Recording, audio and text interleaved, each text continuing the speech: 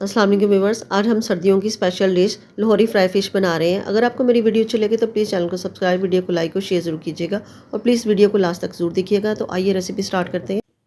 सबसे पहले ये 1 किलो मछली है जिसको मैंने अच्छे तरीके से धो लिया है। 3 से 4 हरी मिर्चें जिनको मैंने बारीक काट लिया है वो डाल दें। 1 टेबल स्पून लहसुन अदरक पेस्ट उसे डाल दें। अब इस दोनों चीज़ों को इसके ऊपर अच्छे तरीके से अप्लाई कर लें।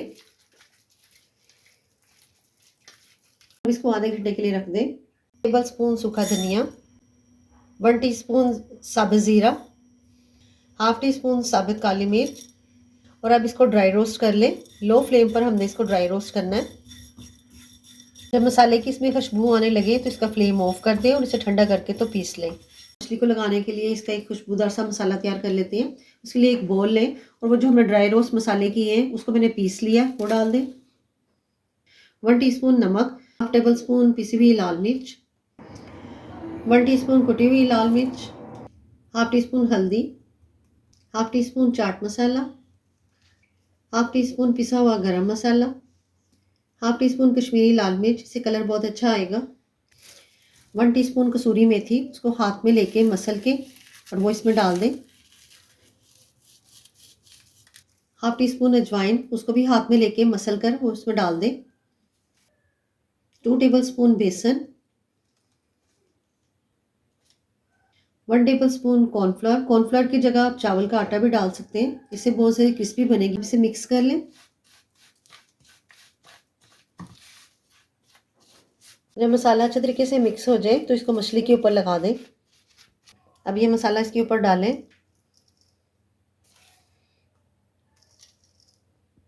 अब ये मसाला इसके ऊपर मछली के हर पीस के ऊपर अच्छे तरीके से लगा लें। जब मसाला इसके ऊपर अच्छे तरीके से लग जाए तो इसमें एक लीमू वो इस तरह इसके ऊपर निचोड़ दें।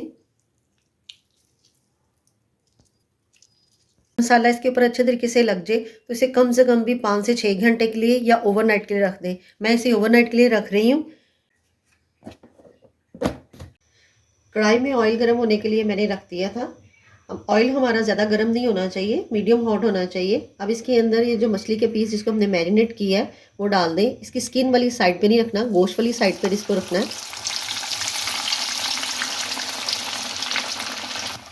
मछली का पीस जब भी आप इस पर डालें तो उसे 2 से 3 मिनट तक उसे टच ना करें, वरना इसकी जो कोटिंग है वो उतर जाएगी।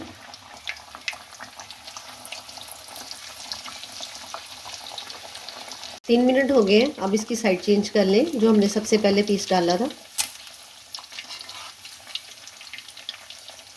और अब इस साइड से भी इसको फ्राई कर लें। दूसरे पीस की भी साइड चेंज कर लें।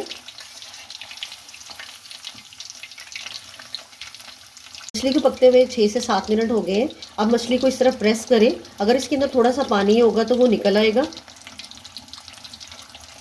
मछली को पकते हुए 10 मिनट हो गए और अब इसके पीस निकाल लें और इस तरह हम सारे पीस फ्राई कर लेते हैं।